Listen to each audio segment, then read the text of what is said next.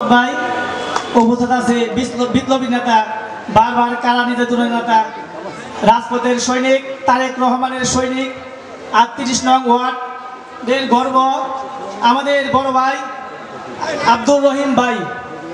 উপস্থিত আছে দক্ষিণ ছাত্রদলের সিনিয়র নেতৃবৃন্দ। সবাইকে আমার পক্ষ থেকে এবং ৩৮ নং ওয়ার্ড ছাত্রদলের পক্ষ থেকে আন্তরিক শুভেচ্ছা এবং অভিনন্দন জানাচ্ছি।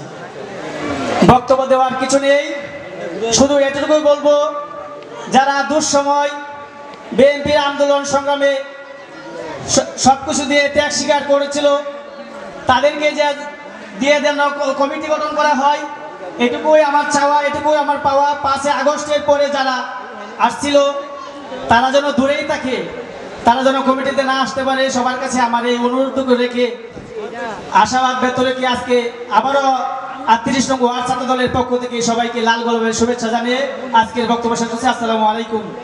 বাংলাদেশ জাতীয়বাদী ছাত্র দল জিন্দাবাদ। আমাদের মাঝে উপস্থিত হয়েছেন ৪২ নং ওয়ার্ড ছাত্র দলের ছাত্র নেতা লাম আমাদের মাঝে উপস্থিত হয়েছেন। আমাদের মাঝে উপস্থিত হয়েছেন ছাত্র দল ঢাকা মহানগর